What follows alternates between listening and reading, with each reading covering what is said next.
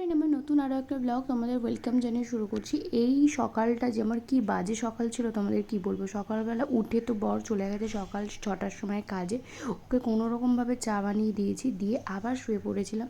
যখন উঠলাম তখন বাজে মোটামুটি 10টা সাড়ে 10টা, কেউ থাকে না। আর আমার যখন এই মাথা ব্যথাটা, আমার এই মাথা ব্যথাটার কি বলবো, মাথা ব্যথা করলেই আমি আগে সকালবেলা ঘুম থেকে উঠেই আগে সবার আগে দেখো আদা দিয়ে দুধ চা খেয়ে নিলাম, যাতে আমার মাথাটা একটু ঠিক হয়। আগের দিন যেহেতু কাজ করেছিলাম আর এখন যেহেতু ওয়েদারটা এরকম, তাই জন্যই মনে হয় এসিতে কাজ করেছি বলেই মাথাটা ব্যথা করছে। আর যাই হোক, চা খেতে খেতে বৌদির সাথে একটু কথা বলেও নিলাম। তারপরে চলে গেলাম বাজারে, কারণ আমাকে তো রান্না করতে হবে, কিছুই আনা হয়নি। কপাল যেদিন খারাপ থাকে সেদিন সবই খারাপ। বাড়ির পাশে চিকেন আলাটা বসেনি, তো একটু দূরেই গিয়েছিলাম চিকেন আনতে। তো বাড়ি ফিরে সবার আগে একটু রেস্ট নিলাম, কারণ এতটা দূর হেঁটে গেছি, বাড়ির পাশেরটা তো বন্ধ ছিল, কি করব। তারপরে চলে আসলাম রান্নাঘরে। দেখো রসুন ফসুন ছাড়িয়ে নেবো, কারণ আমি ভাবলাম বর তো বাড়িতে নেই, আমি শুধু আমার ডায়েট চিকেনটা বানিয়ে খেয়ে নিই, কিছু তো খেতে হবে। তারপরে এখনও কোনো কাজকর্ম কিচ্ছু হয়নি, স্নান তো পড়ে থাক, তাই জন্য আমি চিকেনের প্রিপারেশনটা সব করে নেবো। আমার এই ডায়েট চিকেনের রেসিপিটা কিন্তু তোমরা খুব ভালোবেসেছো। আর এই ডায়েট চিকেনের রেসিপি তোমরা যদি কন্টিনিউয়াসলি খাও, এটা খুবই হেলদি আর খুবই স্বাস্থ্যকর, কারণ এর মধ্যে কিন্তু ভরপুর দেওয়া আছে সবজি, আর তার সাথে কিন্তু ওটস। বেজে গেছে তো 12টা না মতো, তো কী খাবো, তো স্টু ছিল ঘরে, তো স্টুটাই খেয়ে নিলাম একটু গরম করে, কারণ 12টা বেজে গেছে। ভাবতে পারছো সকালের খাবার যদি 12টায় খাই, দুপুরে খাবার কখন খাবো।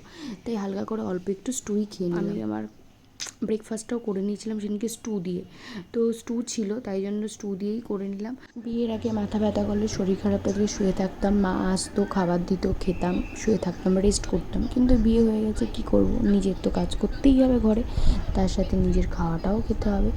বিয়ের পর এটা একটা মেয়েদের জীবনে কিন্তু সত্যি একটা পরিবর্তন। যতক্ষণ শরীর চলবে ততক্ষণ যেটুকু কাজ করার তোমাকে করতেই হবে। তো যাই হোক, এত কথা বলে লাভ নেই। তো খাওয়া দাওয়া করতে করতে মায়ের সাথে একটু কথা বলি না, তারপর এদিকে আমার ডায়েট চিকেনটা বসেও দিয়েছি। এই ডায়েট চিকেনের রেসিপি কিন্তু তোমাদেরকে অলরেডি আমি দিয়ে দিয়েছি। এই ডায়েট চিকেনটা কিন্তু প্রচণ্ড হেলদি আর প্রচণ্ড ওয়েট লস করতে কিন্তু প্রচণ্ড পরিমাণে সাহায্য করে। তো দেখেছো তো, আমি কিন্তু সুপারম্যানের মধ্যে একদিকে কাজ করছি বা ঘর মুছছি, আর এদিকে রান্না করছি। তবে চলে গেলাম স্নান করতে। তো স্নান টান করে এসে আমার একটা ছোট্ট ঠাকুর আছে, তো আমি সেখানে আমার ঠাকুরকে পুজো দিই। আমি একটা ভেবেছি ছোট্ট মতো সিংহাসন কিনবো, সেটা এখনও কিনে উঠতে পারিনি, কিনে নেব ভেবেছি। তো আমি আমার মেকআপের জায়গার ওখানেই ঠাকুরটাকে রেখেছি, তো সেখানে রেখে আমি আমার ঠাকুরটা পুজো দিই। তারপরে মেকআপের টেবিলটাও যেহেতু আগের দিন কাজ হয়েছে, তো প্রচণ্ড মেসি হয়ে আছে। আর ওরকম মেসি দেখতে আমার ভালো লাগে না, যত সম্ভব পারি পরিষ্কার করে রাখার চেষ্টা করি। যখন হয় না তখন কি করব, রেখে দিই, 2 দিন 3 দিন পর করে নিই। তো সেই জায়গাটাকে সুন্দর করে পরিষ্কার করে নিলাম। আর এবারে একটু চলে আসলাম লাঞ্চ করতে। তো এটাকে গরম করে প্লেটে ঢেলে খেয়ে নেব।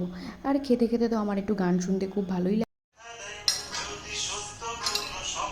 খাবে